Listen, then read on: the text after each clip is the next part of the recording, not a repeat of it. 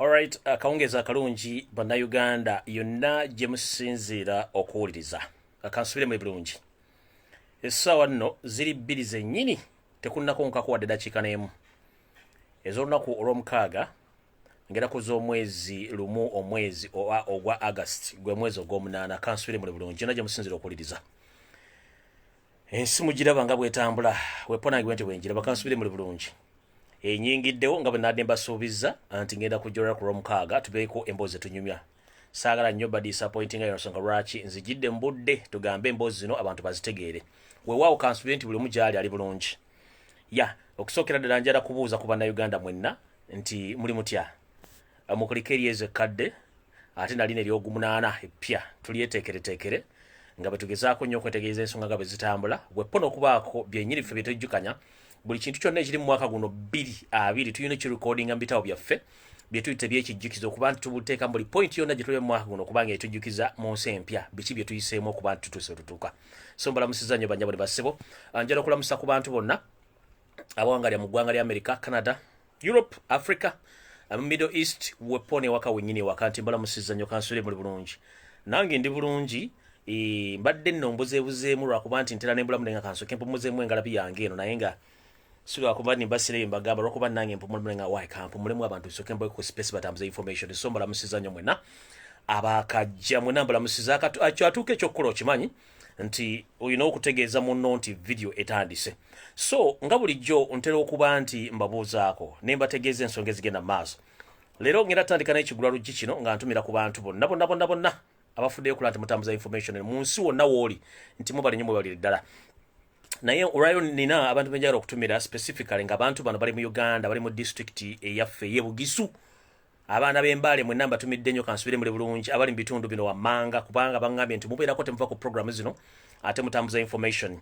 Ab'Ebigusu mwenna mbatumidde nnyo abaana b'Embale mbatumidde nnyo abantu b'Okulonda Trading Center Nakaloke Namuyo abakyala batunda emmere mu katale Embale bamakanika bonna ab'emmotoka n'abakanika b'emmotoka aba pikipiki era mu kibuga Embale ab'Namisindwa ku kyalo ky'Namisindwa era nakyo kiri Embale Bugema Trading Center waliwo ne coordinator wa People Power bayita Mr. Kato Emmanuel coordinator wa People Power e Bugema. So mbalamusizzaako mwena nkimanyi muyinza okuba nga kono muli muwuliriza naye njagadde obatumirirako olw'ensuso nti ebyalo bino oba ebitundu bino biwola nnyo kuva mu masekati ga Uganda okuba nti batwala obudde bawuliriza program zange n'okuba nti batwala information gye mbawadde ng'ekikulu nnyo. So abantu b'Ebugisu mwenna Bududa Trading Center Nakaloke Nawuyo abakyala bonna abatunda emmere mu katale k'Embale bamunanika ne mugalaji z'Embale zonna wepo abakanika emmotoka ne pikipiki mwenna mbalamusizzaako Bugema Trading Center ne Kato coordinator waffe omu kibuga Mbale nenoza ng'osinzira Bugema nawe nkulamusiza kansubire muli bulungi. Awo nno sigenda kulwawo mbatumiddeko mwenna mpozi njala kwagaliza amazaalibwa amalungi eri antu wange mugagga Esther nti happy birthday to you. May you blow more candles. Nkutumidde nnyo munnange Mukama akuwangaze wonna woli wosinzira okuwuliriza nti amazaalibwa amalungi. Awo nno sijja kusooka okutumira abantu kangende mu maaso tutandike program. Njagala buli muntu ali kuno okwate olupapula n'ekkalaamu owandiike ebintu bino ng'obyetegereza bulungi. Saagala agamba nti saategereza saawulidde. Njagala kutandika na kigula luggi then we mbagamira nti video etandise tube nga tutandise. Ekisookera ddala essaawa zino wetwogerera oba gye buvuddeo katono essaawa zibadde essaawa nga 3 mabegako mu lunaku olwaleero cabinet meeting etudde olwaleero. Cabinet meeting bwetudde olwaleero esazeewo ebigambo bino wammanga. Njagala muwulirize ebigambo bino mpona n'obuvunaanyizibwa. Basazeewo baddemu bayise ssente ez'okuddamu okugula emmere baddemu bagisaplayinga abantu mu kino bagoberera ki bagenda kuddamu kulookinga down eggwanga lyonna. Ne most especially bagenda kulookinga Kampala Wakiso Mukono Ntebe bibagenda okulookinga. Kino kivudde ku nsonga nti bagambye mbu obulwadde bweyongedde okutta abantu ba coronavirus era meeting etudde olwaleero ne basalawo balodde bakole lockdown. Zo sente bagenda zisaba either bazirina already oba bagenda kuyita supplementary budget badde basabe sente z'emmere badde balookinga eggwanga nga beekwasa nti coronavirus atandise okutta abantu mu Uganda.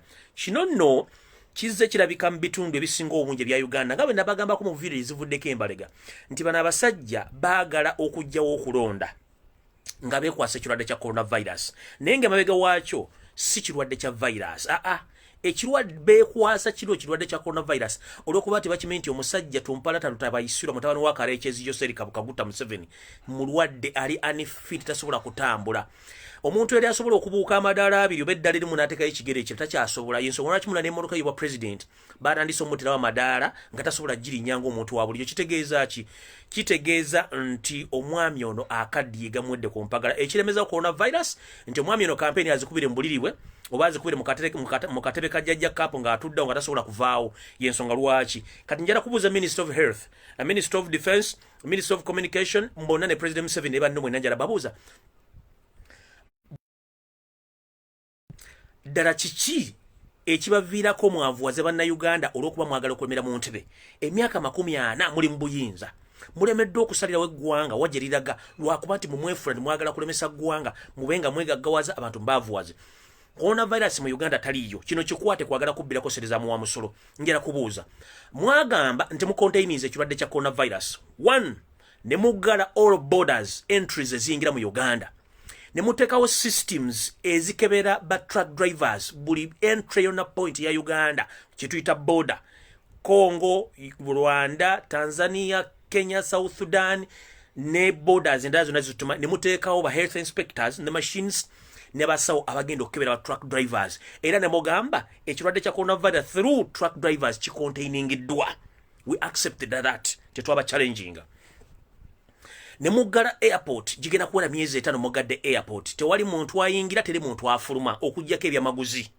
naye tukitegedde lunye nti mubadde muyingizanga abantu bamwe mu nsi ng'abantu bategeera ennyonyozi zigwa kiro ne muziyingiza mu ggwanga ne muyingiza famire zammwe n'abantu bammwe abantu abo tebagenda kukyekingibwa era bagenda butereevu mu maka gammwe ne tubagamba bw'okibanga ekisawo ekiggale booda zonna nzigale ba truck drivers bonna bakeberewa ne tugenda ku kirala mwatugamba nti abantu bonna bali mu karantini bonna mubajjanjaba ne bawona era ne mmale ne mbatamu ne baddayo waka twagala kumanya kati emyezi ebiri emabega abantu bonna mwa karantinga bali luddawa where are they kubanga tukimanyi nti ennaku okusinzirwako omuntu omujjanjaba omukebera nti takyalina bulwadde bwa coronavirus zibeera ennaku 14 oba ennaku 28 ekitono nnyo okuva mwateeka abantu bano mu karantini bumuwooza nti bali mu 10 ennaku zonna zaggwako dda balimu extra days ne tetumanyi ani yawona ani ataawona abantu abasinga bo tetukyafuna information karantini centers zonna ezisinga obungi zemwateekawo zonna nkalu kati mutugamba muti anti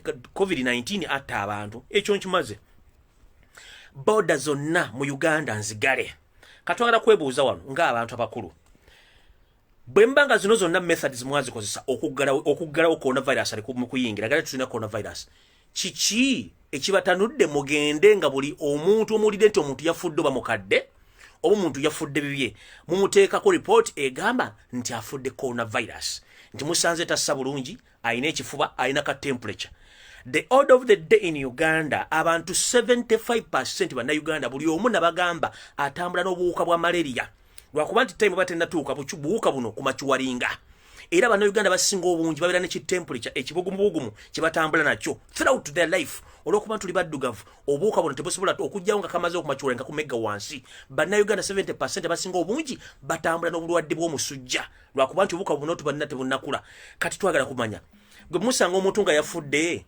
nga simanya ayina senyiga simanya ayina ekifuba simanya ayina ekisujja ne mulyoka mugambo yafudde coronavirus mutandise okgenda buli district nga mufunayo muntu omu yafudde byeti yafudde coronavirus nga muwandiika nanyi ba family members batandise okutandika okwebuuza abantu mumuwandikako coronavirus baaki nga tetumanyi tibadde balwadde bya ABCD mutandise okweswaza kino mwagala kikola mostly nga mutambuza propaganda mu okutambula eggwanga lyonna mutiise abantu mudde muggaleyo eggwanga kubanga mukimanyi temwagala kuteekawo kulonda batiketonye kagwake okulonda kulina okubeerayo ate nga si kwa scientific mukitegedde bulungi information jenna jenga dharinga buli bakubira police nti waliwo omuntu afudde oba buli basindika police kubanga police erina okujja okukebera omuntu yafudde ki era mutwale emulago emulago bakole postmortem kati polisi yo kyekola ngekubira ba health nga baje bakola report nti coronavirus family zivudde zibachallenging nti tezinnafirwako omuntu n'omu wa coronavirus. Please muleke kusiriwaza gwanga na zino sereze mugenda okuddamu okukola mumugenda kukola ng'eggwanga musabe sente zembere muddemuloke ng'eggwanga nakyo mmala biseera byo bino bibuze mbalija babuuza ku nsonga yaki ya coronavirus. Awo sigenda kulwawo njagala genda ku nsonga kubanze sirwa mu nsonga zino eya coronavirus njimaze ngenze ku nsonga endala. Ensonga eyokubiri kati video etandise gita munno nti video etandise kiri kibadde kigula lugi kati video ekoze eki video etandise ntandise bwenti.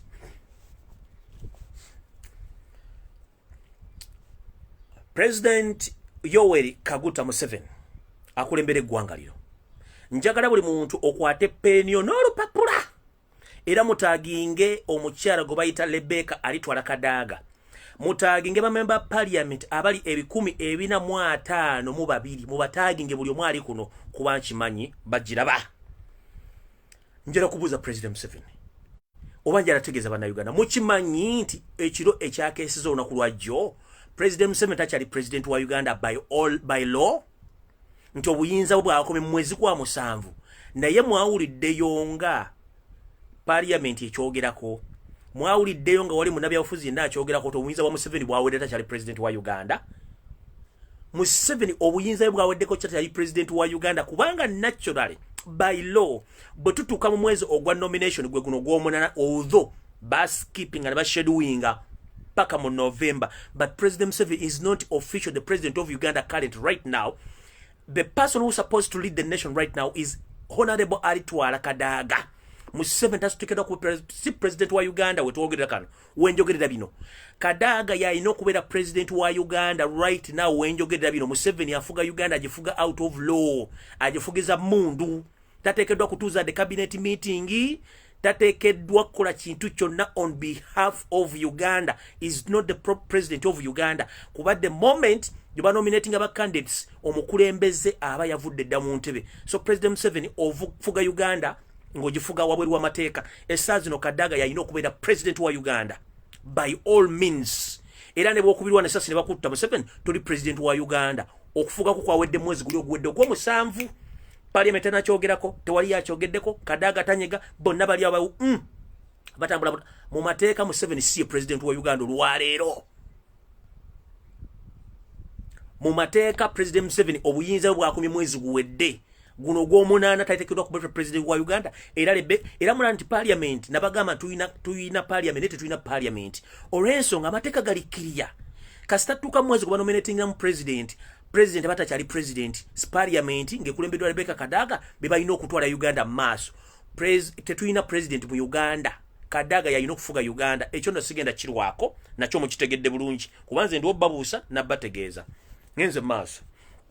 Ekirala njala kubuuza bannabyabufuzi bonna bali mu Uganda mwenna bali ku opposition abaloza muli wali opposition tewali opposition muddeyo mugobere statement Yoseri Lutabayisirwa mutabani wa Karekezi gye yakola gye buvuddeko ng'amaze okukola structures zonna n'empendo okulaba nti bo opposition bali bagitudde ku nfeete nga baagala kukola byebe nga tuwale bakuba ku mukono olw'ensonga nti sente bali bamaze ozigaba buli kimu bakikoze. Njala kubuuzaayo lwaki bannabyabiina by'obufuzi abasigadde bakkirizibwa okutambula mu Uganda free n'okukola emikolo gyabwe nga Robert Kyagulanyi Ssentamu takkirizibwa kutambula.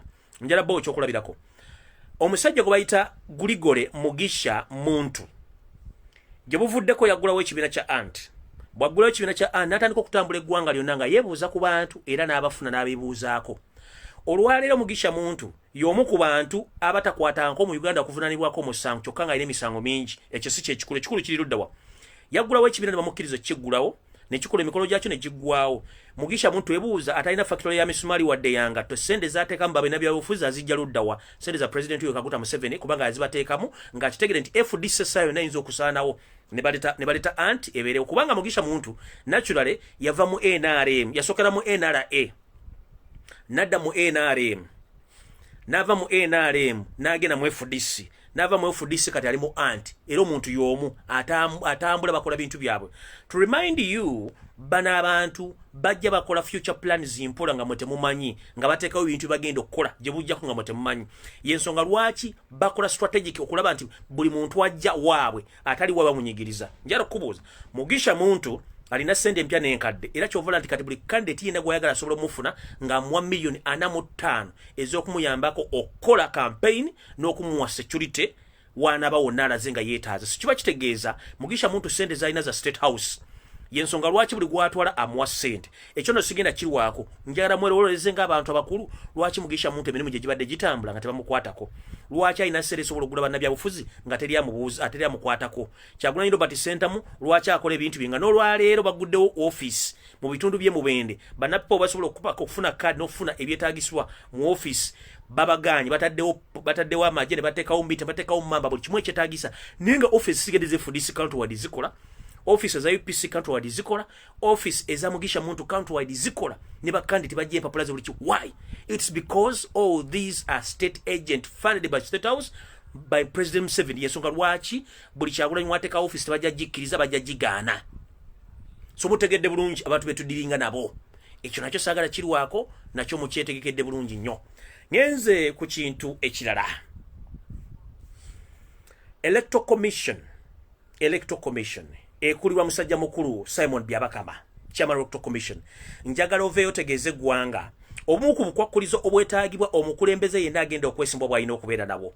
Ekitegeeza nagamba bannayuganda nti buli awaayo nnini namba yo eri ku National Identification Card ojja kuba olonze nga mulowooza nsaaga. Nze omu ku bantu abavumiddwa ku internet kuno ebbanga lyesimanyi nga nkaanya okugaba nnini namba zo ziwa abantu batamanya ngamba. Era nga nkaanya abantu abafuula nti ba people power nga kumbe balina olukwe olusaba nnini namba nga bagenda zikozesa mu kulondesa abantu. Njala kutegeeza busimbaalaala nti buli yawaayo nnini namba walonda dda. Kino kyeraga kitya? Example yabadde bweti. Bwe twatuuse mu kalulu kana akavuka kagenda okubeerawo.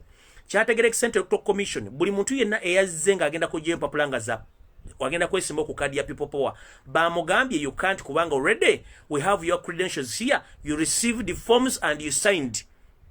That means already nabatera ne post mbagamba Electoral Commission already ebadde eri mu kusupplyinga bakandidate bona ba NRM ba youth ku ground n'empapula zonna ez'okubabeezawo nga bagenda kwesimbawo. Kitegeeza ki? Bano babagambye nti already details zammwe tuzirina wano mwakola dda service Electoral Commission yali yeetaaga. Technically abavubuka ba people power abasinga obungi bayinza obutalonda olw'ensonga nti nnini namba zaabwe ze baawaayo nga tebamanyi zonna zaakozesebwa mu kulonda era baalonda dda. Oli mu diaspora oli waka baakusaba national identification yo kiba kitegeeza walonda dda. Era mbakubiriza bakyasigaza nnini namba temuddeyo kuwa nnini namba. Kino kituzaawa kituza bwe kiti nti buli lwabaayo nnini namba obeera olonze ate nnini namba yo oba olina omugwira gwe bagiwadde muddugavu nno agenda ogikozesa mu bintu byonna ebiki iba bigenda okusinga obungi. So mukitegeere ensonga endala eddako kiri mukulu Simon Byabakama mukama wo Yoseri Lutabayisirwa mutabani wa Kalekyezi omusajja omunyarwanda. Kale nti ekifaananyi kye tekyetaaga kutunulwako ku nsi yonna kakube ku CNN n'okumuleeta okukola press conference mumalamu kuba make-up alinga ng'omuzannyi wa firimu. Twagala kumanya mu bintu ebyetaagisibwa mu kulembeza okwesimbawo alina okuba nga alina current passport photo gye mugenda oteeka ku kipande kye kimugenda ofulumya ku ballot paper. Twagala kubuuza ekifaananyi Electoral Commission officially kye mwafunye, does it apply the current physical appearance of President Museveni? Nkidde mu Luganda ekifaananyi Electoral Commission Byabakama kye mwafulumiza Kalekyezi ekigenda ogenda ku ballot paper kifaanagana ne Museveni ono omulwadde aliwo akwatibwa ku muggo kubanga tebifaanagana. Kino mwaddidde essaati enjeru ne mwambaza ekifaananyi kiri ekikadde ne mukiteekawo ne mutabaloya baffe tubatwale bavunana Electoral Commission okukozesa ebifaananyi bibiri bya njawulo. Museveni gwe mwataddeyo officially ku ballot paper si current Museveni aliwo. Ono Museveni aliwo ssaawa zino tatunulikako kubanga mutya nti ekifaananyi mujja tegera musajja mukadde nnyo ali mu mbeera mbi era teri ajja mu wakalunga afaananga bwali. Mwe mwaddira Museveni oli omukadde w'emyaka 2 emabega oba myaka 15 babeka ne mumwambaza essaati enjeru eno gye yagula oba bagimulambilanga mutabani we Balamu ne mujambaza ne muteramu ekifaananyi kye mbuyo Museveni aliwo. Electoral Commission temwekubya mizimu. Mukimanyi bulungi nti presidential candidate yenna alina okujja physically ne mukuba ekifaananyi ne mukyapulodinga ne mukiteeka ku ballot paper. Mwafunye budde ky'obugenda okusinkana lutabayisirwa mutabani wa Kalekizi ne mukuba current photo mugiteeke ku ballot paper. Museveni tasobola kutunulwako current kye tubagamba muleke kubuzaabuza gwanga. Twagala bannamateeka mugende mu Electoral Commission either baleetera lutabayisirwa bamulete ku Electoral Commission ng'ensi yonna era bamukuba ekifaananyi ekiri current bakiteeke ku ballot paper. Tukoyo tubuzaabuza. Oli muli ku Museveni House of Plastic gwali mu kola gwali mu kubuildinga bamukuba empisa aterere gomuleeta. Museveni oligino oli yafaddo naliwo mulala nnyo. Lwaki mubuzaabuze gwanga? Mudide ekifaananyi kya 20 years back kyemulese kyemutadde ku posters ne Electoral Commission kyemugenda oteekawo. Amateeka gasoma nti candidate yena agenda okwesimbawo alina okuleeta ekifaananyi kiri current. Twagala mufune ekifaananyi kya Museveni kiri current olwaleero. Tetwetaaga damage ate mugifuule nti si damage. Twetaaga Museveni current atasobola kutunulwako gwe mbamuleta. Mwakoze Photoshop ne mwambaza ekifaananyi kiri ekikadde ky'emyaka 2 emabega ne mukyambaza essaati enjeru gye bamulamira ne mukiteeko mu kiki. Tetwatagala musirwaze bantu. Electoral Commission baloya mwenna mugende mutandika okukola ku kintu kino. Omusajja aliwo current amateeka gamugamba alina kufuna kifaananyi ekiriwo physically kati so sikati. Kati eno timu ya House of Plastic and Edit gye mwatandise okukola mukiteeke ku lutabayisirwa mumufuule mupya nnyo bamuvubuka. That is wrong information.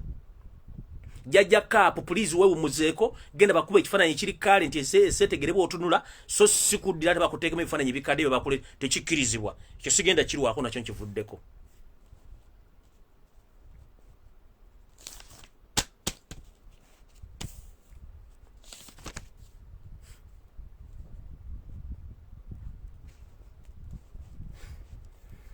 Ngenze maaso. Essaawa zino wetwogerera musala olukwesukwesi okulaba nti mwagala kuteekawo diversion mu Uganda mubikkirize ebintu bye mwagala okukola. Naye njagala balabula nti yabalula esiridde temugeza ne mukola ensobi ne muteekawo diversion eya mada. Probably mukyatunula mbitawo ya mu byakwagala kunoonya ani gwe bugenda okutta anaatwala amawulire for a full month. Either munnaddiini either munnabyabufuzi oba omuntu yenna omukuukuutivu muli mukunokola sala ntotto ani gwe mugenda okugyawo ssaawa zino. Naye mbalabula mulekerawo okutta bannayuganda nga mwagala okukola diversion zammwe. Naye njagala kutegeeza muganda waffe era munna people power kati wadde wa DP njagala weegendeze information gye ngenda okufulumyako right now eno security alert. Nafunye information endaga nti Sulaiman Kidandala, the former deputy mayor of Kampala Capital City Authority, right now is among the electoral process members of NUP, that is people power, that you are the next target and your target is confirmed. The reason as to why they want to assassinate you is that President Museveni invested a lot of money in Democratic Party so that they can terrorize Democratic Party. And that's why Robert Mao is behaving like an human being or an animal to all the rest of members of Democratic Party. So the people who left DP and came in active politics under people power or NUP, that you've caused chaos in the entire system of NRM and Museveni's government by reorganizing people power and reshaping people power up to this moment, whereby that people power is beyond Museveni's expectation because of your efforts. So mukulu Kidandala ekigenda okussa okitegedde bulungi. Gwe target era njagala kutegerwa kuba nti ebintu embi byogera tebikyuka era kati ninga ku saving asina kyakkola. Mukulu Kidandala njagala kutegeeza baagala kutta. Ekikussa bateka Robert Mao mu DP atule ku buli muntu yena mu DP bagisaanyeewo era bateka mu sente nyingi nnyo okula nti DP bagitta ne bannabyabufuzi abali bafiiremu. Naye mwe mwava ne mugamba nno tetugenda kukkiriza twagala kuteekawo enfuga y'amateeka mu Democratic Party olwokuba nti gw'obadde ssaabateesiteesi wa DP era mwayawukana ne Mao bubi ng'omulaga nti DP ngeri gyagitambuzaamu nkyamu n'omulaga y'ensonga lwaki bagamba nti Kidandala ne banno mwava mu DP mwe mu shapinze people power n'okwoganizinga buli kimu okuba nti people power tambula ku speed ya waggulu kati baagala kutta because 1 oli musiraamu 2 oli politician 3 baali bakozesezzaako ko emabega mu kuchalenjinga Lukwago n'okumuggyako bwa meya kati bana abantu balowooza nti wabavaamu ekisooka ekyokubiri balowooza nti gwe ofudde people power kyeri ne noop okujira organizinga okutuuka weri so you are the next target may God protect you na ye information jenna you are the next target zezo nsonga zikuse soka eri musiramu eyokubiri wadduka mu DP ne mulemesa Mao okola byayokola eyokusatu gwe organizinze okuba nti people power ku speed kwetambulira ya waggulu nnyo buli kimu kitambula nga President Museveni watakisuubira kati baagala kujjawo basobole okudisorganizinga entambula yonna ya people power so mukulu Kidandala Sulaimani nkimanyi bajja kugamba naye mukulu webereremu movement zo zitereze amasimu gatereze gokuba n'aba ku meetinga ne bo meetinga era toddamu ku meetinga muntu yena gotanya mu contact yo toddamu ku meetinga muntu yena nga kubidde simu kakube kunya kachai kakube kola ki please nze nkulabudde ngo budde bukyali nenga missionary wo ya kudaifating abantu bajja kubiriwo babiteeka hotelera nenga target jentegeddeko gwo mu kubali mu target abagenda okumizisibwa omusu olwokuba nti o shaping the people power ne banno okuba nti kati electorate ya people power ekulya ku speed ya waggulu n'okuba nti abantu bayinira people power nti eri bit organized than any other political organization in Uganda so mukulu weberere mungo obudde bukyali nkutegeezezza nti oli target era ne information njikuwadde bulungi kimulala mugambe Kidandala Sulaimani abasajja bakutadde dda mu target kabasinze kwata manduso bakujjemu ekyo sigenda kirwako ngenda ku nsonga endala mkedde ku macha omutamanya ngamba omukozi wa Royal Sira lutabayisirwa nansindikira message mulabe gye ntadde ku mukutu n'ennamba n'egitekako ngaweza nti simayi biki naye njagala bagamba nti nze ng'omuntu saali musiru oba siri musiru nga mwe mulowooza nti ndi musiru ekitegeeza bwe mutu na face yange n'omutwe gwe mulowooza nti ndi musiru I'm not a fool nze nkimanyi bulungi munnoonya worldwide era mukubira buli ekyetaagisa okuba nti munfuna era ekyo nkimanyi naye mu bintu binasooka okukola nasooka n'enkola okusalawo nti mmwe abali ku nsi temanje mulaga nange simeje endaga enjawulo ya budde musindisa batamanya ngaba banjo okugezaako okundonja n'okunzita naye chansi yange tennatuuka era bwe nabo akufa nsobola n'okufa nga neebase Katonda abasazeewo naye entoto ze musala okutta bannayuganda naddala bawakanya mukola kikyamu Kidandala oyo mutadde mu target mwagala kutta n'omuntu omunene mu gavumenti wa muganga mukyusa amawuli gadde ku oyo kumala omwezi mulaba nga mwatta ggwanga kasirye kati nze target yange oyo musajja aze kumakya nansindikira message naye nze njala bagamba nze sitya omuntu eyekweka ennyo obutakufuna bafuba nnyo kunoonya ebuziizi okufuna kati nze ekyo bwe nakimanya nti siri omu ku mugenda kutiisa nendeka buli kimu ekyange kiri open 1 Facebook page zange zonna ziri open contact zange zonna ziri open that's why nti njogera n'abantu aba buli kika era bwonsindikira message nsooka kubuuza gwani bw'oddamu ngo byeyogera sibitegera I block you immediately kubanga nze ndi muntu w'abantu nandibadde ngamba nti nandikwese simu zange naziteekako kubalaga nti nze siina kyentya abantu basindikira embazi bakubira masimu nze siina kyentya kubanga okufa buli mwalina okufa just enjawulo saawa tuyinza okuba tuli ku nsi kuno tulowooza nti kulungi nnyo nga ne gye tugende wasinga obulungi so buli agezaako ku-intimidating nga please you are wasting a lot of time towards me ekyo kikyamu I'm very open that wali eyo mbusimu basindise mbusimu yogena omala biseera kati waliwo ono omulala wuuno wano kambagambe waliwo omwami omulala wa iso bamuyita agent naye omu ku bali mu contractinga amanya ge bamuyita Rodin Mugisha bakuyita tracker mu iso era you tracked a lot of people basement bakyali bakyassa but Mr. Rodin Mugisha this is to inform you that you are tracking a wrong guy o tracking omuntu omukyamu Rodin Mugisha okozesa enamba ya Uganda ngoli Uganda Nebo ogenda kulinnya nnyo ku mission yeziri society still enamba eno giteka ku roaming nolowozesa nti omuntu gwoyogera naye ali Uganda kumbe oli mu bifo by'obwanonyezaamu. Rodney Mugisha okozesa enamba 0755 980 145 ene enamba yo yabwe bange.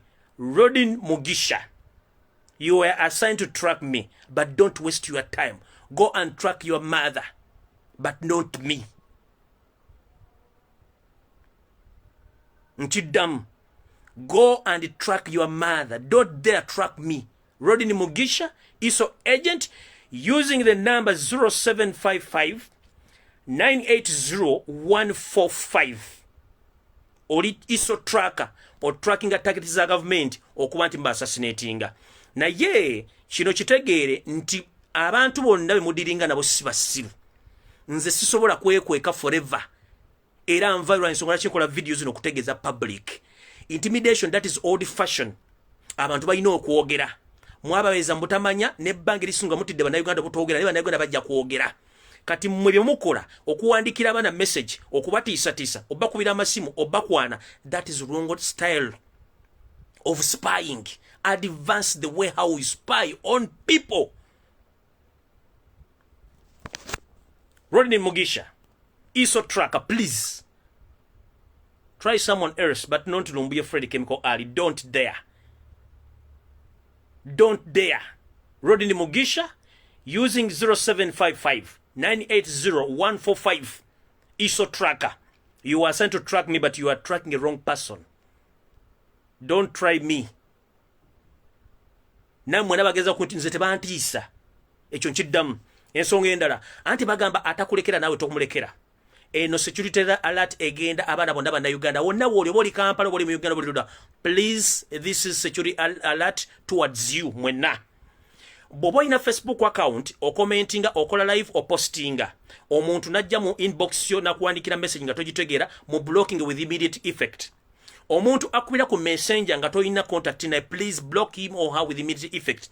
Account zino ziddukanyizibwa Balambaruga Hare, Ashbaga Kato, that is Kasauka Vu, ne bayaye bannabwe state bwe yakozesezza. Bakozesa account zino wammanga.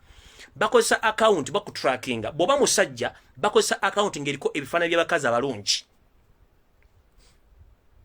So that they attract you okuba nti ogwa mu katego kaabwe. Nkiddamu bakozesa bwebanga oli muwala bakozesa account nga ziriko abasajja bali handsome era bali promising okuba nti basobola okuinvestinga mu sente oba okukola kyonna ky'oba oyagadde to follow in their track.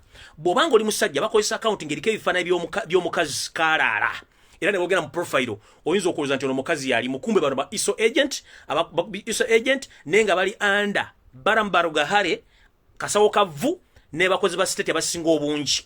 Kino bakikola ogezaako okuintimidating abaana n'okuba meetinga obbakwata obbabuzaawo ng'oli ku ground. First, toddamu kupickinga simu gy'otamanyi. Second, toddamu ku receiving call na ku messenger gy'otamanyi. Thirdly, block each and every dog gy'otamanyi mu contacts zo. Don't meet anyone at the moment until ng'obukulembeze bukyuse. Nkiddamu, toddamu kusinkana muntu yenna mpaka ng'obukulembeze bukyuse. Temugaba nini namba zammwe, temugaba namba zammwe, temugaba emails zammwe.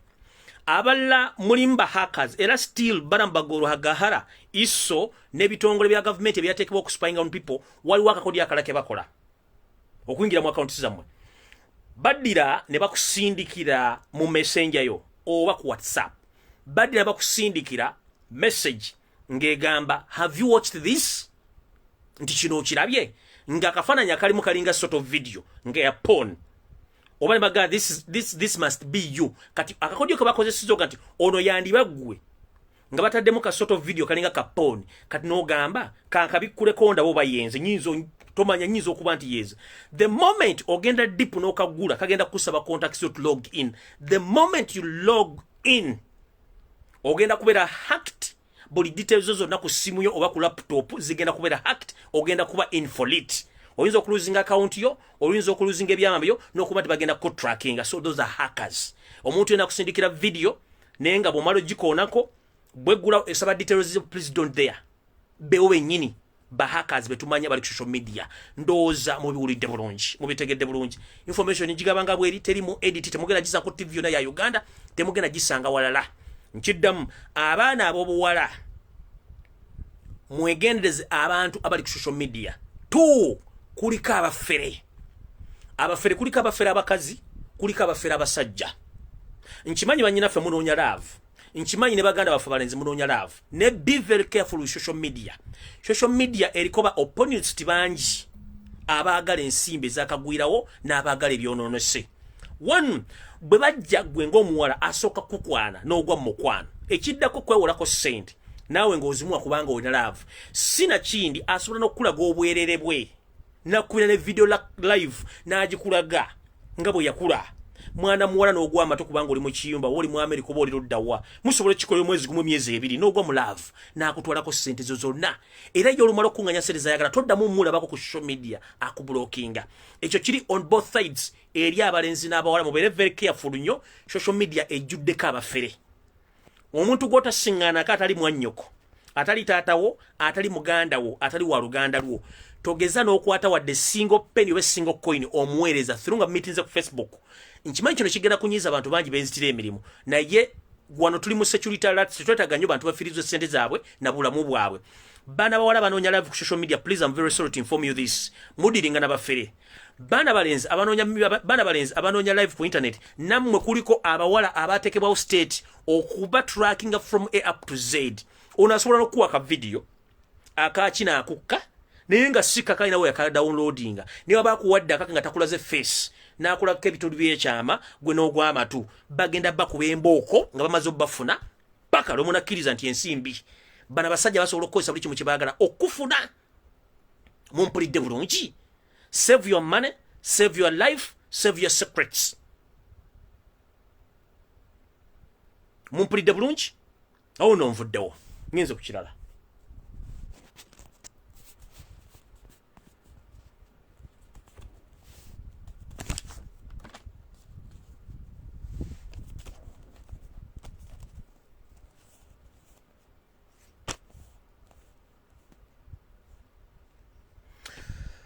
abantu bangi mwalabe bigenda maaso ku kitebe kya people power kubanga mupikinga card njagala bategeeza officially nti soon or later bakama baffe abatwala people power nope bagenda kuba batekawo omukutu gwe tuyita online platform kwe mugenda okubanga mu registeringa mufune card zammwe currently tulina ekizibu nti abantu amu batulowooleza ffe wesiwe tuli nope cards zigenda kubanga muzifuna buli omu mu ngeri gy'anabagifunyemu neki twagala currently twagala tekawo platform ya online kwe mugenda okuregisteringa abantu bebwere mufune card zeso so musabiddwa okuba nti muli begendereza nnyo okuba nti mukwate empola tewawo omuntu abawuddisa musooke mugumiikirizeeko ekyokubiri abantu bonna mu byobufuzi oli asobola okuyingira ekibiina ky'ebyobufuzi n'akima kaadi nekino tekitegeeza nti bw'afuna kaadi eyo agenda kwesimbawo ku lwa people power nedda ebyobufuzi tufa numbers ebyobufuzi tufa administration ngeri poor currently people power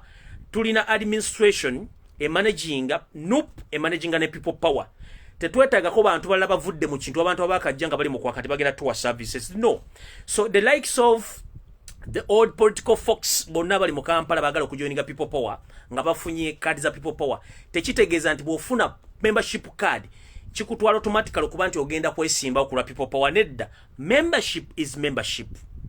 It doesn't guarantee you to be people power or noob candidate. No.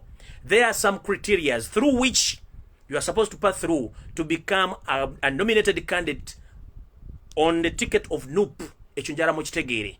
So buli muntu wadembe okuregisteringa membership card ye mu people power. Ne mu 7 wobo yagala, ne mutabani wo Ruhozi Kanyonyo Gaba, musobola okujja ne mwandisa mu kibiina kya noob ne mufuna card. Ne mufuka ba member ekyo tekigana. Nebisigadde administration oba okwesimba ku lwa noob ekyo tekisoboka.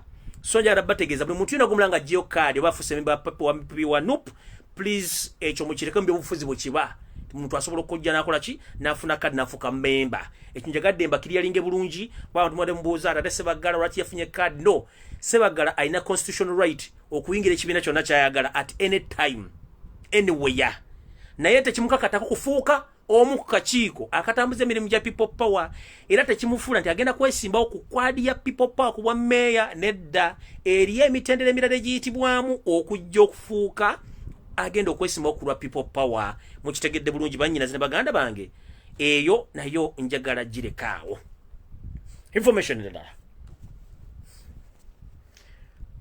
omuntu yenna eno message njagala egende eri bannabyabufuzi bonna ababaddeko mu byobufuzi mu Uganda nga mwe mwali muli mu comfort zone era nga mukimanyi mwatuuka essaawa zino muli matankane ng'empale zaafuga Uganda kubanga atakyali president mutambula ekiro mukukuta ekiro munoonya Robert Kyagulanyi Center mu makaage ne ku ofiisi z'ekitebe kya NOP ekamooca bannange bato basajja mmwe mwandibadde ng'abantu abakulu ne musalawo nti ensa bwekyusa amaaso nga naawe envuba okyusa bwe mba mukimanyi bulungi nnyo nti Kyagulanyi Robert Center mu yaliko kati nga mbadde mbine byobufuzi nga muli comfortable nga tebikyasobola bawa kaadi mbadde mbasaba buli omu ajje official emisana ajje azzeyo kaadi y'ekibiina kye ajje afune kaadi ya NUP afuke memba tulinde akasengejja oyitemu naye kikwasa ensonyi nga mujje wa Kyagulanyi ekiro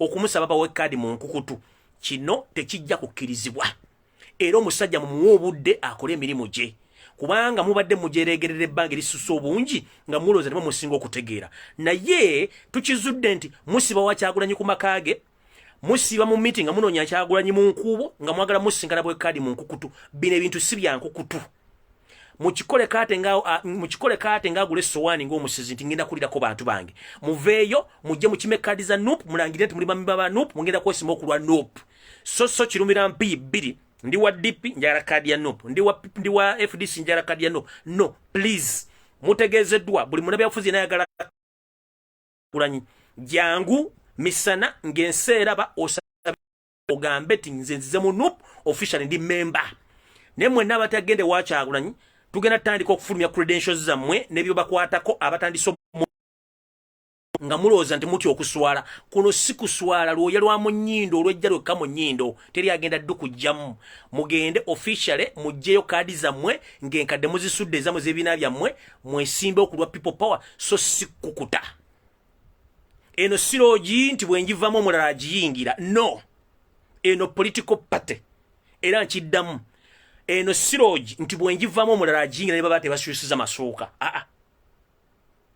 kino kibiina kya byabufuzi ekiteereddwawo nga kipya ekyagala bakulembeze aba buli mutendera ate tujja kulagana basajja bayaye bajja kiro mu nzikiza bavuga emmotoka zammwe mukonkone wa Kyagulanyi banne tuyambe ate twagala kujja misana no boboli politician you are ready to be challenged mujje mu challengingibwe mukime kaadi zammwe ekyo nakyo mukimanye ensi ekitegere misana muve wa Kyagulanyi muve okumunoonya mu nkukutu muve mu kumunoonya mu nkukutu mujje emisana nga abalala ekyo tukimaze nyinza ku kirala njala kutegeeza eggwanga ne bannapipo pa mwenna okuva olwaleero n'ennaku eziddako bw'obanga oyagala enkyukakyuka ku lwa people power ne ku lwa Uganda temuddamu kupositinga kintu kyonna kye bayita Stella Nyanzi. Stella Nyanzi she's a state agent mafia eyafuna contract omulundi gwe basembyeyo musiba nkiddamu Stella Nyanzi state agent eyafuna contract ku mulundi gwe basembyeyo musiba ng'ava mu kkomera era yasasulibwa ssente abadde mu kkomera ng'abaana basomera ku ssente za state abadde mu kkomera oba abadde mu Uganda ng'akola nga lecturer oba omunoonyereza ku Makerere University ebyo byonna byabadde azaakola abadde abikola ng'omukyalo oyo talina n'amaka gaabwe bange nga tazimbanga amaka ag'obwe bange ebbanga lyamaze mu kkomera state ebadde muzimbira ennyumba ng'eyita mu sister we asembayo amanya ngenda gasirikira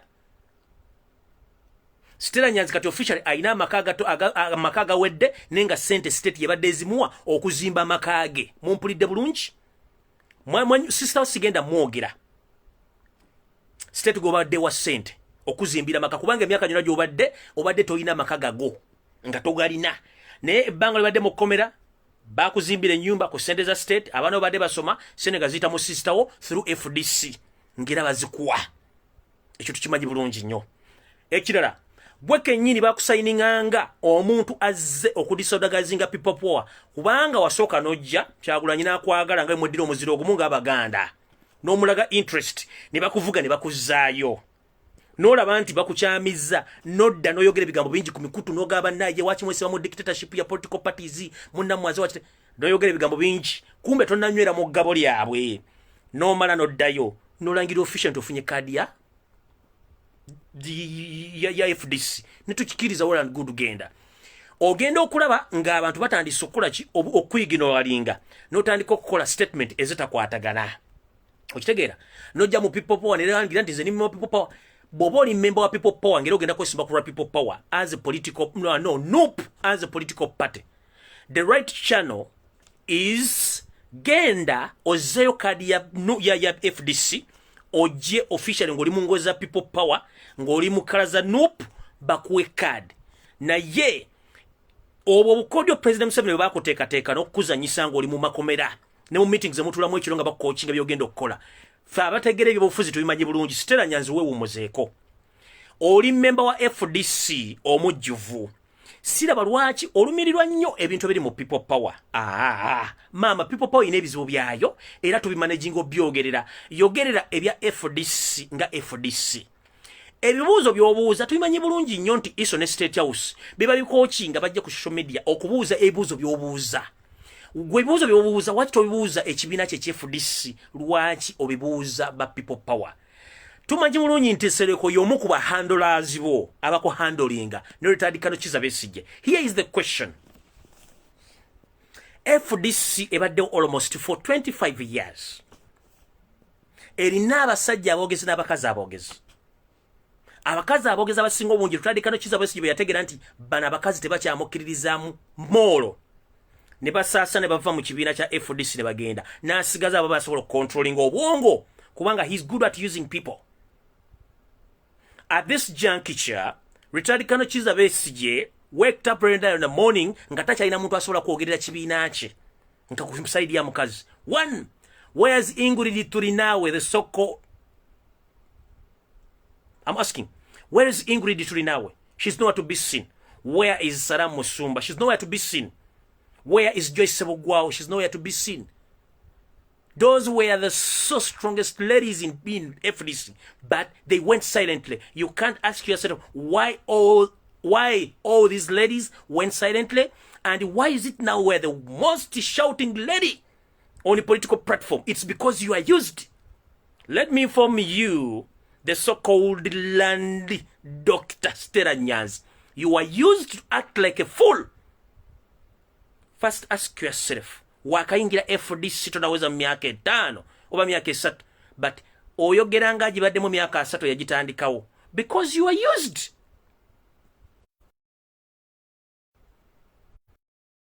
You are used.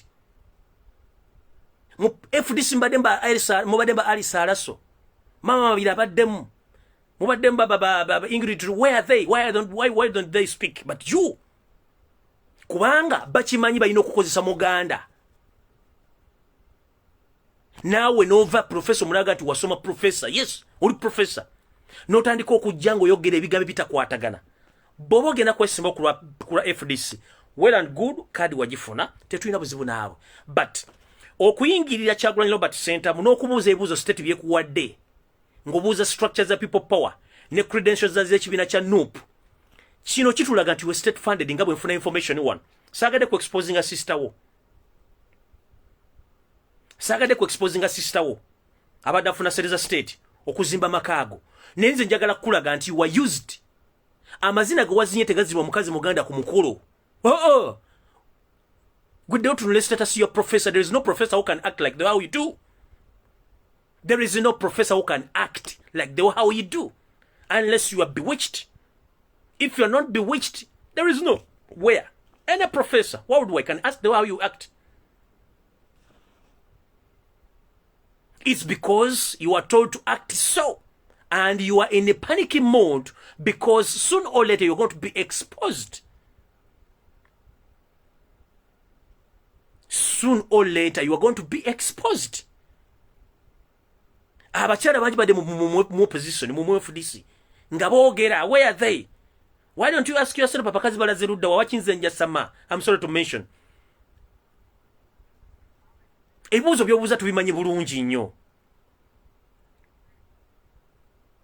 Tubimanyi bulungi nnyo nti state yebikugamba obyogere through FDC and Nyereko Muhammad kubanga ba Twitter ba opposition through oba nga bayita mu State House okujja okukola ebintu ebyo.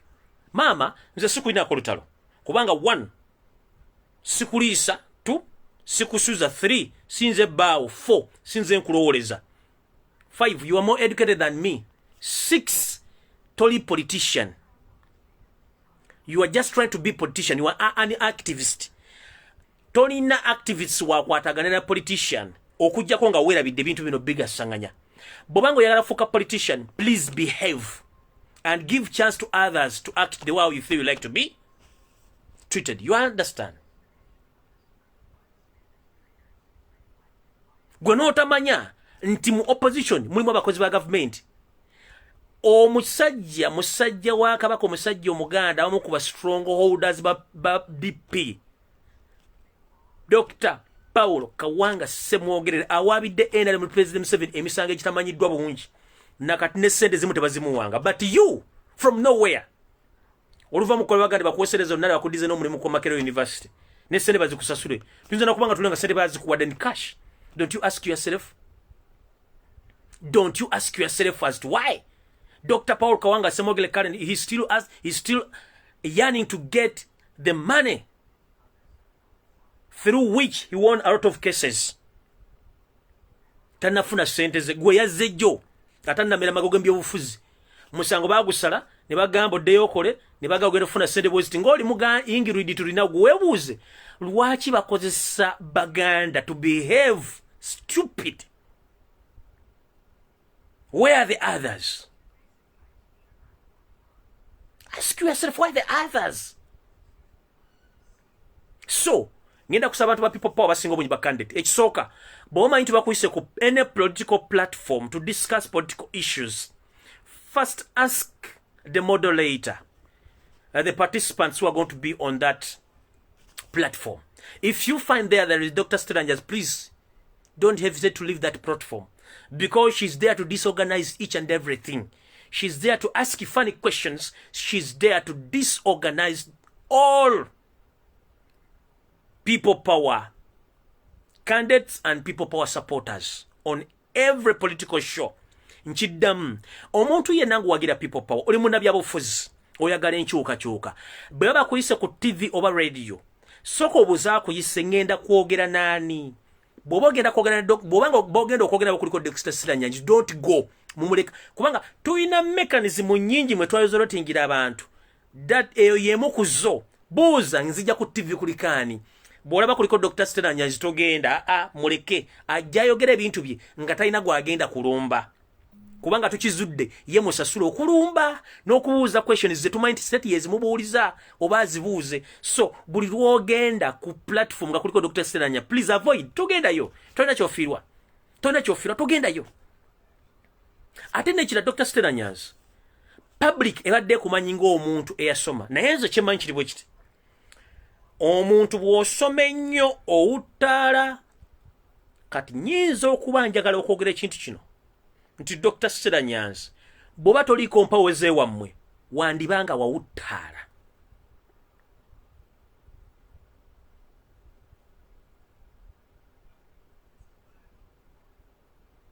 Nkiddemu omuntu bw'osoma ennyo abadde alina waya eziwera ennya kuvaako emu kati Blue Channel yo yandibanga yavaako.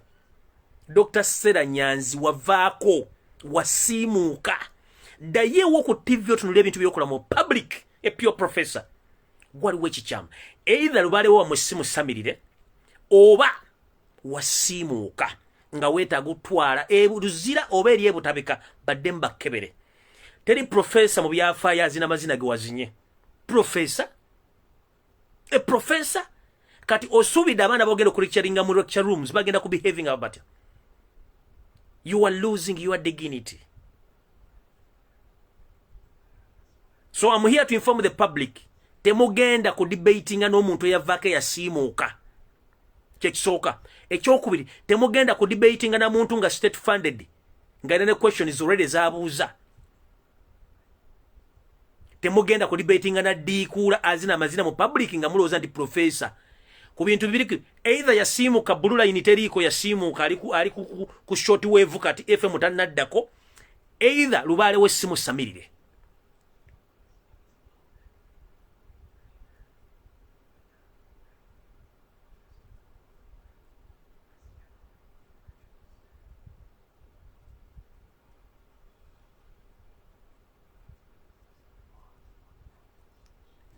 Ngenze maaso awo sijja kulwawo.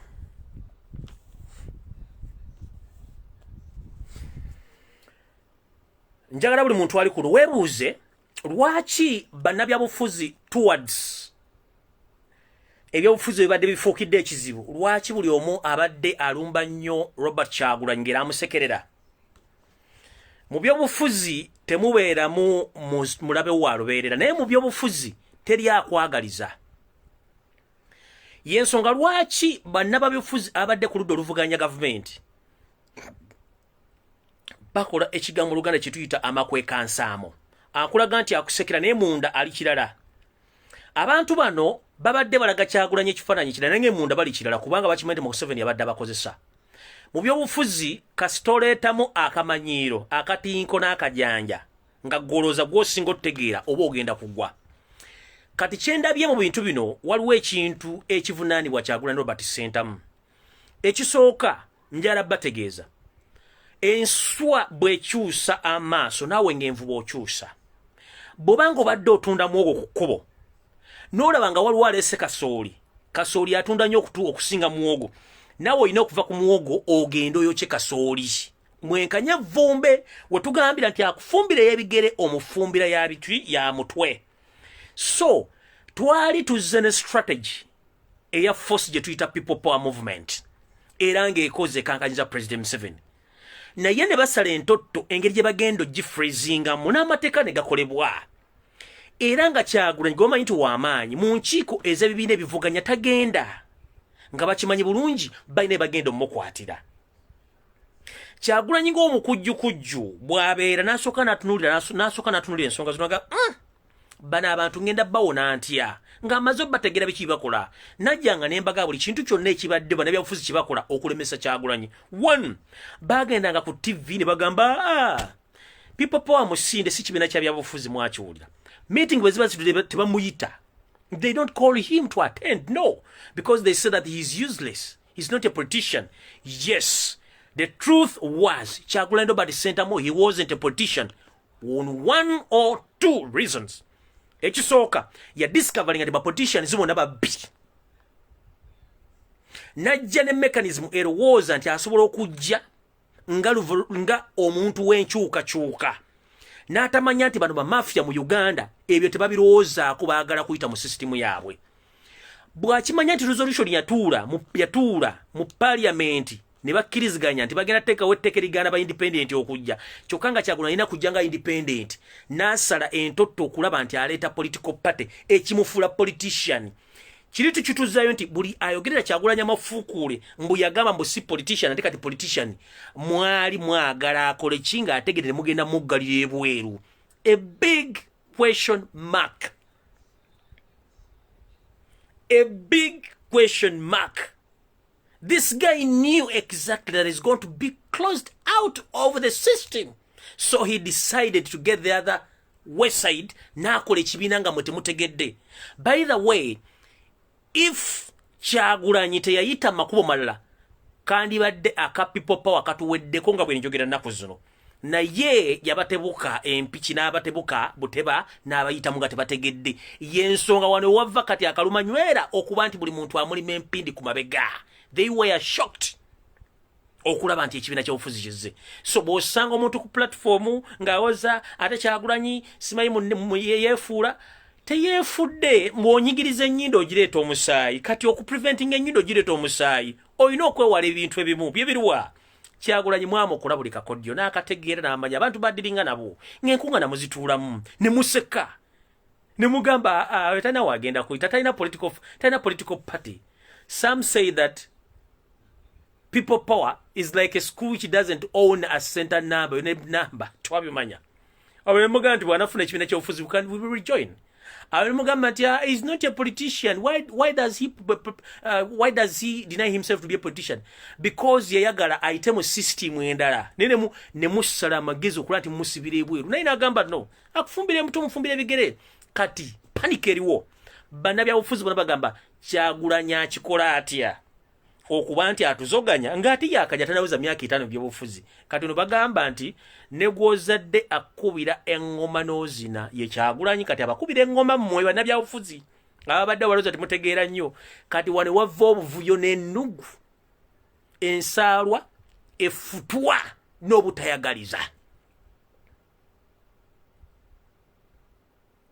tebawala na Kyagulanyi because yakoze ekibiina ky'obufuzi no kubanga yababuuka kyebaali balowoleza omukola n'akibabuuka kati wava obuzibu okitegeera wava obuzibu tebamuwalana mbuwalanangiye ng'omuntu bamuwalana kuba nti yabuuka empiki gye baali bamuteze nga baagala musibirayo yabakuba akavulu n'abakuba akavulu bagenda kibuga omusajja abayiseeko yensonga lwaki mu opposition bamuvuma bamujerega bakola kinenga njagadde obategeeza nti buli avaayo ku platform n'aga nti Kyagulanyi yega simu nabyabufuzi kati politician mugambe nti mwali musuubidde nti Kyagulanyi ddandala abaleke mumuggalireyo asigale nga talina kyalina olw'okuba mukozesa political party theme oba theory naye n'abagamba no ensobo ekyusa amaaso nga n'envuba okyusa eyajjanga omukyusakyusa by'obufuzi oba gwe batuyita revolutionalist n'agamba yes ekya revolution kiti kiganye kati kanyingire ebyobufuzi direct nteko platform ya PA y'ekibiina ky'ebyobufuzi nange mwemba mpita still asigadde omuntu omu Kyagulanyi still information yakyafulumya yemu still akyali ku page yemu still ne people power esigaddeyo kati wawe mufunira obulumi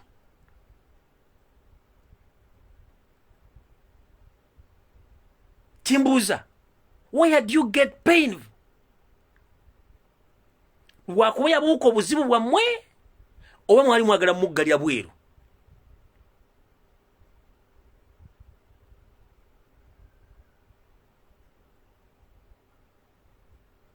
ekyo nkimaze so buli aluba Kyagulanyi mukitegere bamuluba kubanga akatego yakabuuka akali okumusibira ebweru yensonga lwaki balumba nope n'okulumba Kyagulanyi sentamu okitegeera kubanga bo baali bamaze nti bataddeyo ebintu byabwe nti batadde ebintu bigenda kukola ki bigenda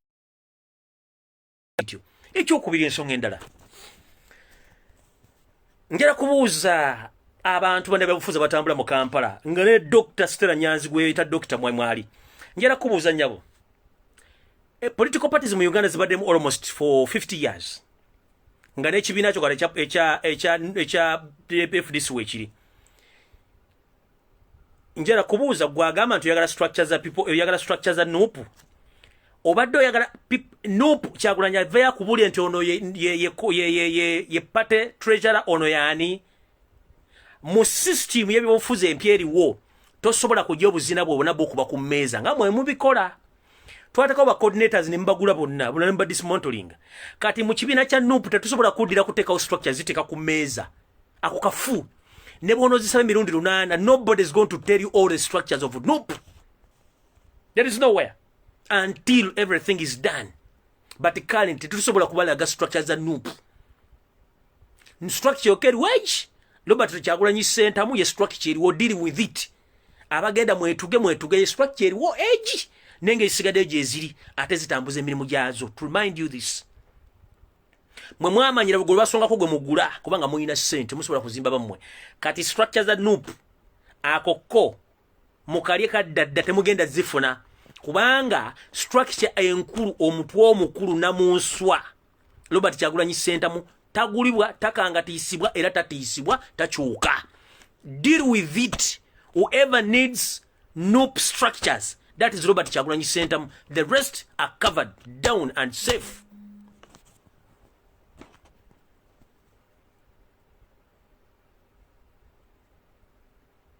Ntidem buli ayagala structures za NUP ziri covered and safe. The NUP structure eriwo kalere gye mwagala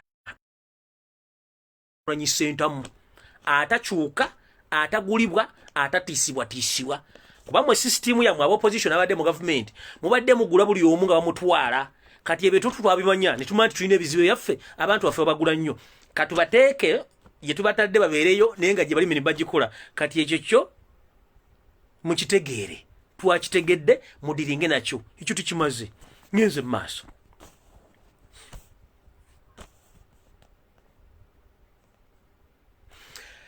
Ekyokulabirako Kyagulanyi Robert Sentamu azze aleeta abantu abawera mu parliament ne ku political scene zonna ku level zonna n'abanjula n'abateekawo abantu abatola mu parliament bagenze bamutolokako omu nga tebamugambye wadde muwandikira ebbaluwa ne bagenda tabanyeze eyasembyeyo nali namubagamba way back njagala nnyo mugoberere video zange nabagamba way back nti Kasiyano Waduri yagenda dda naye atya kuvayo kwogera mu public kubanga akimanyi bulungi nnyo nti teyajja kubanga Kasiyano Waduri yali mu opposition yoko nyine opposition nemwesuulira era mulemukozesaako naye nemusuna nasigala mu bbanga kati olwokuba nti bano ba politicians balinga banneekolera jange ajja nakuwa service n'ogenda abalinda munatayagala kati bannabyabufuzi bonna mu Kampala basinga obungi banneekolera jange ewali ssente wagenda kati Kasiyano Waduri before njala kugamba kintu kino ffe tubadde tukwebaza nnyo olwokuba nti ofuuse munnanfuusi as a publicly n'olaga ensi nti bannabyabufuzi mu Uganda mubadde muzanya mizanyo gyammwe kuyisaawo bye mwagala mukole bye mwagala. One, Robert Kyagulanyi afiirwa ssente empya n'enkadde mu kalulu ka Arua. Robert Kyagulanyi Katonda afiirwa obulamu bwe mu kalulu ka Arua. Robert Kyagulanyi n'afiirwa mukwano gwe yasindika wuma mu kalulu ka Arua yaziikibwa. Robert Kyagulanyi n'afiirwa emmotoka ye emu ku Dream Car Tundula n'agifiirwa temanyikiddwako na location weri because of you. Naye mu byonna tumete bibina bufuzi mukyuka wandibadde at least otuula ne Robert Kyagulanyi Sentamu nomuga brother nina issues A and B. How can we solve these issues? Oba brother okusinzira nga bwendaba I might not continue with you, let me go and join the other side. Nomubulira officially kubanga tagenda kulemerako, it's your choice. But you turning back against Kyagulanyi, it is a symbol that no one in the political structures, more especially in the opposition, is relevant, and he or she is ready to stand alone because you are there to be bought. That's why you betrayed Robert Kyagulanyi Sentamu and you joined Ant. After forgetting each and everything, Robert Kyagulanyi invested in you, including his own life and the late Yasin Kauma's life. And Robert Kyagulanyi's Dream Car Tundula. Wandibadde omugamba nti brother, have made a decision, ngenda genda officially, teyandi kuganye. Kino tekisobola kujjawo bannayuganda kubalekanga kyekimu fo mulimu gwaffe kugula bannayuganda bambaso bategeeza nti bannabyabufuzi abali mu Uganda bonna babadde ku mulimu nga bakola tebaagala mazima tebaagala bwenkanya ba jobless seekers. Era y'ensonga lwaki tulina okulwana ekintu kino mu people power. Buli muntu yenna asubira nti ogenda kufuna platform ya NOP ng'onoonya mulimu. Twagala service delivery. We are not looking for opportunists. We are looking for leaders or service deliverers. Nchiddamu twetaaga abantu bagenda kuleeta buweereza mu bantu so si bagenda banoonya mirimu. Nchiddamu era buli muntu yenna agenda okwesimba okulwa NOP kulembeza ekintu kimu kye tuyita service delivery, not leading people without service. Eyo ngenda jivaako ngende ku point endala. Point endala eriwa? Point endala yino. Yoseri Lutabayisirwa Museveni, the son of Kareches, the outgoing president of Uganda. Obaino njireke njikwate ncha ku programu y'emmengo. Iyo kanjireke enchatu ngina giteeka mu program y'enche yemme kanjireke ngiteekaawo. But njala kano kayisawo nja kudda ngakola olulala. Njala tegeeza bannayuganda mwenna gye muli nti akakodyo Rafaelo Musiru oba Magezi ne banne abakola enteekateeka ez'okucreatinga constituencies ennyingi tebakikola ku lwankulaakulana ya Uganda, bakikola nga kiri political motivated okukola ekintu ky'okusaasaanya okutemaatema mu Uganda, okuyinkurizinga bokwongera ennamba ey'abamemba parliament mu parliament naye nga bagenda kuteeseza busa. Batia ekisookera ddala Uganda nsi njavu, Uganda nsi nfunda, naye erina memba parliament abagenda okusukka olukaaga oba ebitaano. Bano bonna bagenda tuyamba kitebalina mugaso kubanga sente ziva luddawo ezirabirira Uganda. Kati njagala bategeeza officially mulyoke mutege nti bano abasajja okusoma kwabwe ka munguba era entegeera yaabwe tetegerekeka niyo basoma simenti lwaki basoma. Buli lwoba n'emmere entono buli lwoba n'emmere entono ewaka tekusobozesa kuyisa bagenyi era tesobola kuyisa neyiba muwayi jangu tulye kubanga omanye emmere mala bantu bo era n'omugenyi azze nga tazuuziza njuki era oyo obuuza ono anonye eki. Kati kino kiri President Museveni bakikola kagendere kubanga bakimanyi bo omulimu gwabwe gwa kutemaatema mu Uganda nakuba nti bamala kukuwa bantu emirimu gyabwe. Ekisooka buli muntu ava mu byobufuzi Museveni tayagala amunyiigire, ayina omufuna wamuteeka either RDC ambassador simebikoze bitya ayina omufunira. Buli munabyabufuzi awummula Museveni ayina omufuna wayina okubeera. Buli munabyabufuzi abaako kyagamba nti President Museveni yakoze kino ayina omufuna. Kati NRM kimanyi bulungi kana akalulu akajja egenda feel bifo bingi nnyo. Kati eyina okucreatinga constituency nyingi nnyo okulaba nti efuna abantu abajja unopposite mu constituency ezo kubanga abantu abasinga obungi bakuba tebajja kuba tebali ready kugenda mu constituency ezo okwesimbawo nga tebalina ssente kubanga bo balina ssente. Kati yensonga lwaki bakozesa ekintu kino naye kankubuulire okucreatinga constituency namba temuli wadde eddwaliro za health center tu. Okucreatinga constituency namba temuli wadde public transport. Okucreatinga constituency namba temuli wadde ssomero lya secondary school. Okucreatinga constituency ndala tebalina wadde chairman LC5 wadde chairman LC3 kubanga ozisazeemu. District ebadde omwo gitadde mu buga ebuli kitu kyonna vulongoto. 1 teri service. 2 ba administrators botadde mu constituency ba mu kitundu kyonna kyotadde city ogenda basasuzaaki. Kanono kabayita akanyomonyoma akamanyiro omuntu ng'omusuza. Kati ya wuliriza sente zonna eziddukanya Uganda kakibaga sente zonna eziddukanya Uganda ziva mu district. Yes, ate district za Uganda. This is Wakiso and Kampala. Esente zonna eziddukanya Uganda ziva mu Wakiso and Kampala. Kati odira otya sente z'omuwoomusolo ezikuŋŋanyiziddwa mu Kampala ne Wakiso otandika okuteekawo ebibuga ebyagalibe ng'aliye nga tebisobola kukusolooza dde miliyoni 50 oba 100 buli mwaka oba buli mwezi.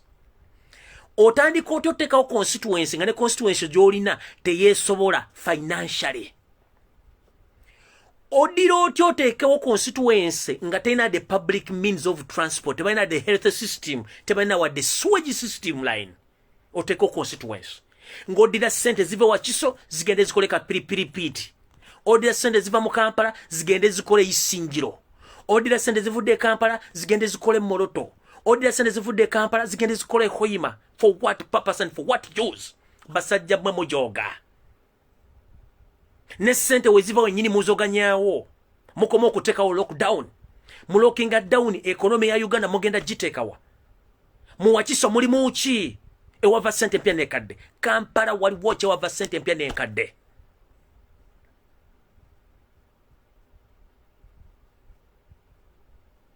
Gwe mbuulira kitundu ki? Njagala ombuulira district ki mu Uganda esolooza obukadde 200 omwaka mu misolo.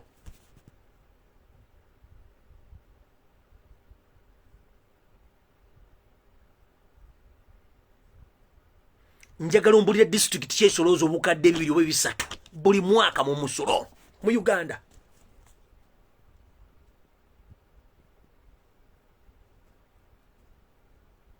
Sente zonna ziva Wakiso na Kampala ne zigenda zitandika okuzoganya Uganda yonna, naye nga wezivudde tebalina service.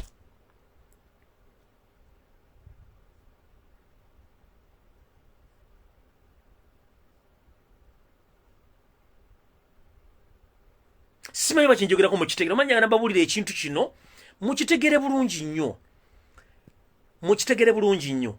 Sente zonna eziddukanya the entire country Uganda ziva mu Kampala na Wakiso, mu misolo gyammwe, mu mayumba gammwe, mu motoka zammwe, mu baana bammwe, mu masomero gammwe, mu buli kimu byemwe kiva ne zigenda zitambula eggwanga. Kati oŋŋamba otya sente ziva Wakiso zigenda zikolende kapiripiti, oŋŋamba otya sente ziva e Kampala zikolemu, naye nga ne Kampala yennyini mufu.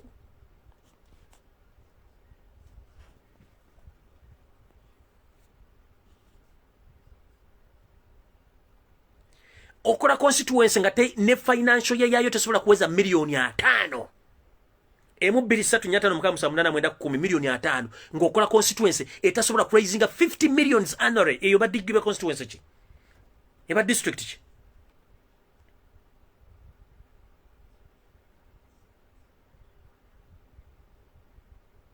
Okuriyetinga constituency temu wadde health center 3 gibagabira de panado wadde okuba empiso.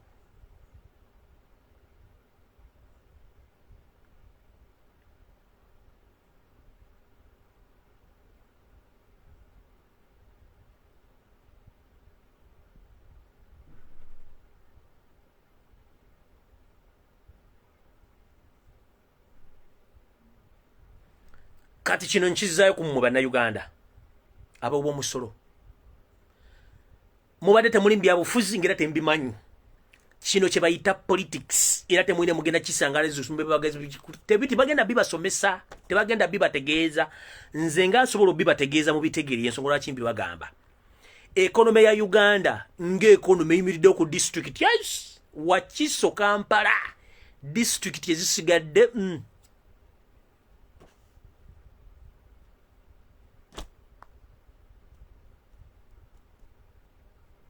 kubanga ne bachairman ba district bafuna musolo guva mu local government. Central government ezijjawa ezijja misolo eziva mu Kampala ne Wakiso.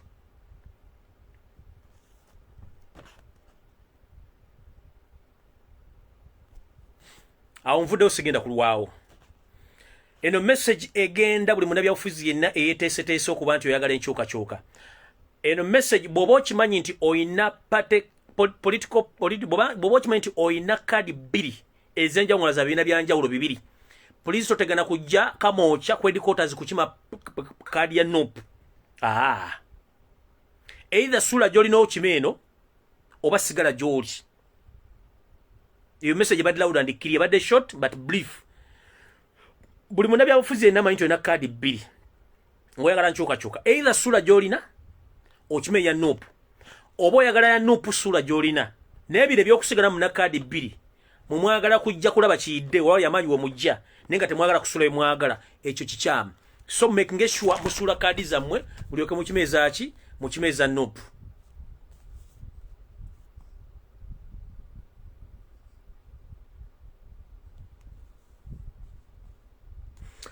N'olw'ensonga eyo tusinkane olunaku lw'enkya nga nnyingidde mu Bulange Mmengo Mbimuli bwe tugenda okwogerera ensonga ezikawanga omususa.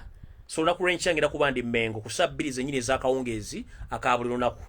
Nsonga z'Emmengo ezo twagala tuzikwateko tuzitereeze nazo kuba n'eri abatamanya ngamba abatawukanirako ddala nayo seru tabayisirwa mutabani wa Karekyezi. So tomorrow we meet at 8 p.m. East African Standard Time when we'll be discussing Buganda issues. I'll be available at 8 p.m. Naye nga maliriza mutegedde bulungi information jemba wadde. Cabinet meeting etudde neisa resolution bagenda kudda mbayise sente z'okusaba emmeze okugaba emmere bagala kuddamu kulookinga ggwanga. Ekyokubiri bana basajja bagala kutta muna people power kati Kidanda Sulaimani kubanga agezezzaako kwarenjinga people power information mugifunye. Bakyasala na ntotto muntu kiko bagenda okutta okudivertinga amawulire. Bakyasala entotto bagala kuttayo munene kuba bomanyide lubattayo munene information ekyuka ekirala nga mmaliriza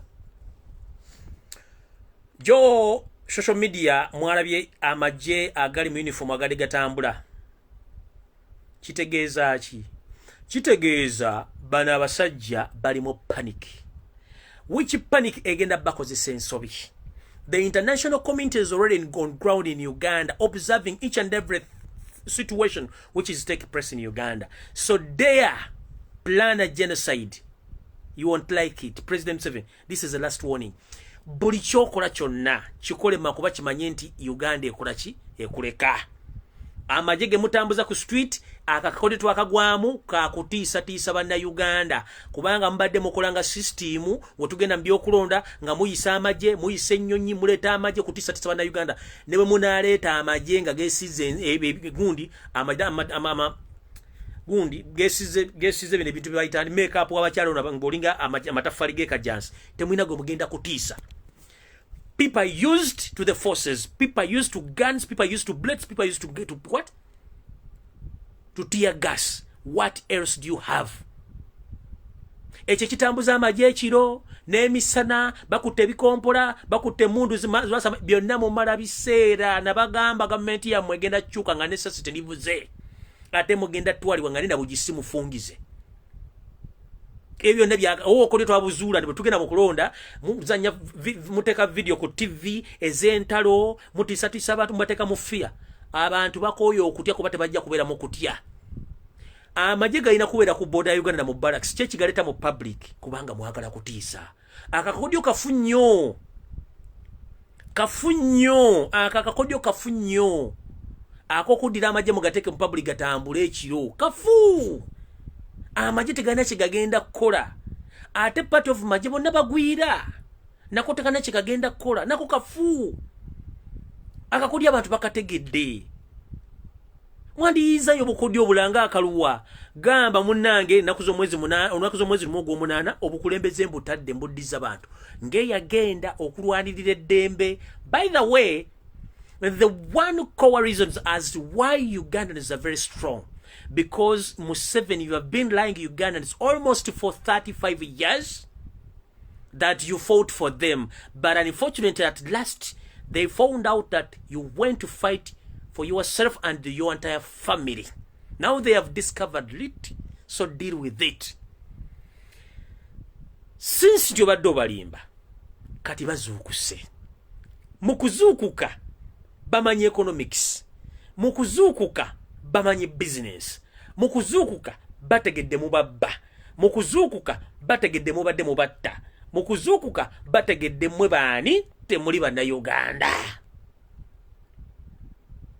Kati okumanya pressure bayitiridde okyusiza structure za amagye okyusiza ne bannamagye bwemba oba mwaka guwedde sijjukira I remember to post that lady gobataddewo ame spokesperson nga yomu ku bantu baali batambuza obutwa nga butwala mu America ai simanyi oba yono kuba noonyeza mu post zange simulaba ne nzijukira nateekayo post eyo Facebook white una kulumu nejidelitinga yo without my authorization but if I'm not mistaken no I'm a spokesperson go balesi yandibanga ye mucha if I'm not mistaken omuchalo go balesi yomu ku bantu abadde mu system nga bakola date waka President 7 one mugambi Muganda but we know Muganda Muganda we Kayunga we have no problem with that but still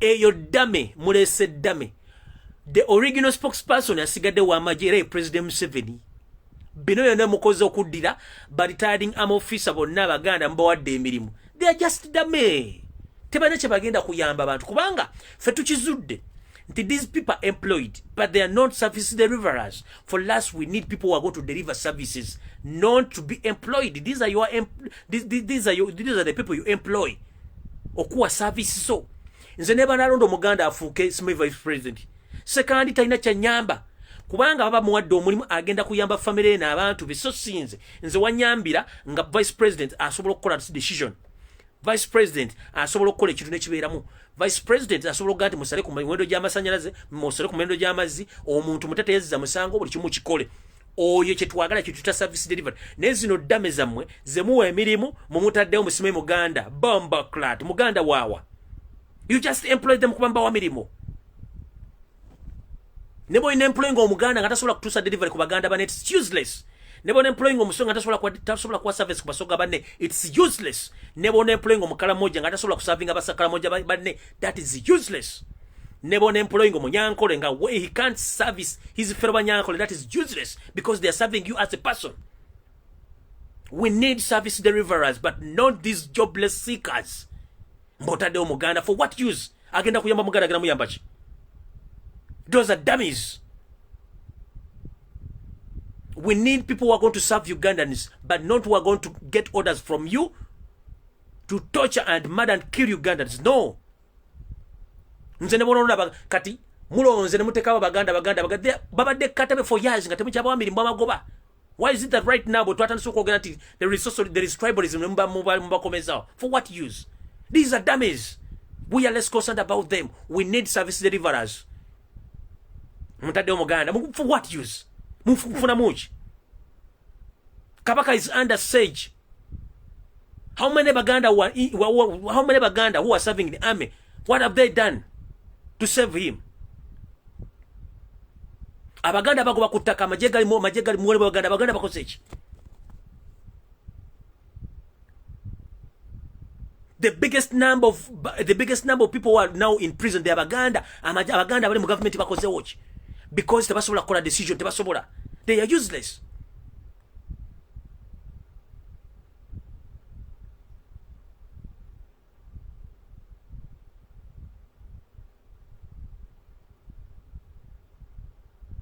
Nkiddam ne munakyusa okujjako nze kyenja okusanyukira nga Museveni ogambye nti aha obuyinza mbutadde bukwasiza ba civilian era mbukwasiza Robert Kyagulanyi Ssentamu. I will be very happy for you. But ne munoleta ddameyo oba olesono kaloli Charles Peter Mayiga mu Nyarwanda ogwaleete Mengo mbu omutadde mbye kubanga mbadde muyina enteekateeka. That's why ono kaloli wasanya Peter Mayiga aguluminga Kiwalabe Male munne yabasigala mu Katikkiro ono ajja ku replacing mbwa president singa embeera esaanyeewo wonna bufu mbu simanyi muganda. They are not Baganda. Baganda they don't behave the way those people are behaving. No, they are not. So that's wastage of time. Please don't dare. Ffe twagala omuntu olonze mu mugisu nga yambye abantu b'Embale bonna bafunye kye baagala so sikumwamu kuba tebalina kye bagenda bayamba. Tebalina maziga tapu mu minister akolagana kuba yamazzi mu gisi for what use? Tebagenda gainingamu. Minister of Transport and Semi Communication Minister of Transport Muganda Katumba Amala boda muzigalide zimu zikwata kati abayamba kyo Muganda avuga boda. If I may ask, Minister of Transport Muganda Katumba Amala boda z'abaana baganda bazikwata from on daily basis abayamba ki? Abavuga taxi mu Kampala bona basinga biggest naba baganda taxi zabo zirwake zimbazi sibate bakyakola. Katumba Amala bayambi ki mu Muganda? Enguudo mu Kampala mu Buganda zonna nfu. Katumba Amala yambye ki? Busabala luguudo muluddeko sente myaka n'emyaka. Mwatwala truck na muzisimba for a week. Temwalukola sente. Minister of Transport oyamba ki? Busabala likinyana mpinde Kampala. Natete nakawuko luguudo myaka 3 mulukolyako budget every year sente muzirya. Minister of Transport Katumba Amala Muganda eri kubo. Let me tell you amakubo agali crucial muwakiso lyekubo lye Busabala nekkubo lye Kasenge nakawuko kuva Natete ku 5 mpaka nakawuka. Ekkubo likutuusa ku kisaawe Entebbe lye nakawuka likutuusa ku Bikondo empiji okusala jam. Ekkubo likutuusa Ensangi Kyengera na Bingo Buddo nga tosanze jam. Ekkubo likutuusa e Katale likutuusa ku Ntebbe Road likutuusa Luddawa likutuusa Kajansi likutuusa Luddawa. But these people they failed okuzimba oluguudo olwo nakawuka. Jamu yonna gomula ku luguudo lw'e Masaka yandibadde yasolvingibwa dda singa bakola oluguudo lw'e Nakawuka. Bayita Natete Nakawuka oluguudo mbabulire gye bikola.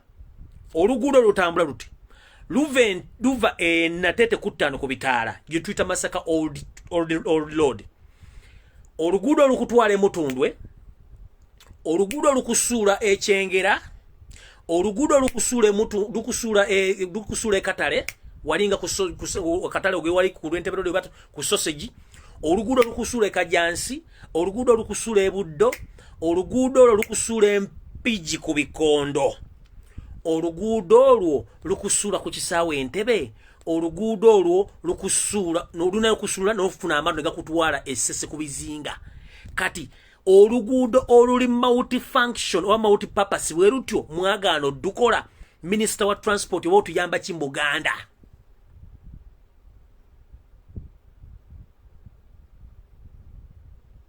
ezengudo bbiri mu Wakiso mwagaano zikola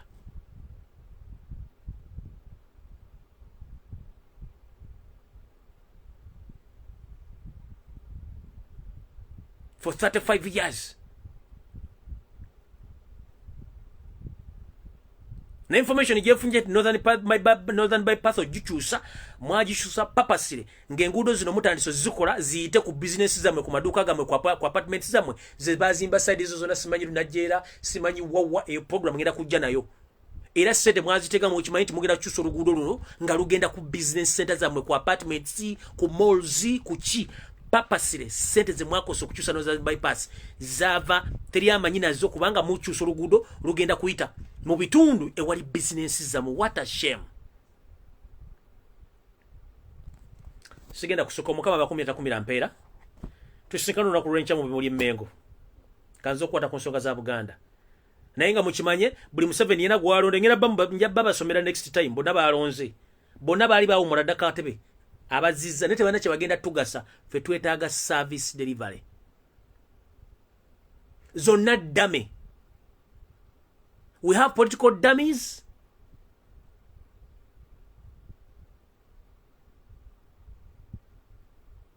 including Museveni himself essaawa zino naye dummy.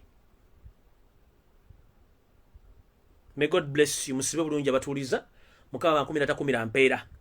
Omuntu yenna atyogenda ku Facebook please mugambe agende asubscribing ku YouTube channel yange gye bayita Fred Lumbuye.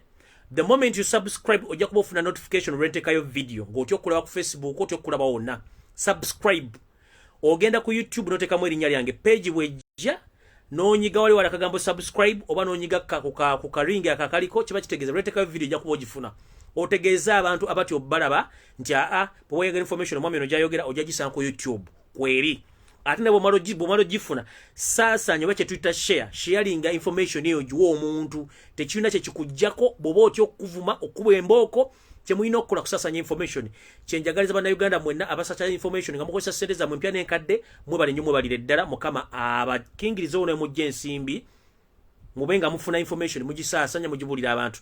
Naye nga mmaliriza abantu b'embale mwenna mbatumiddeko ebitundu bye namenye mukama bankumira mpeera mwebale kunda mwebale kumpuliriza mukama bankumbire mweraba musule bulungi mweraba.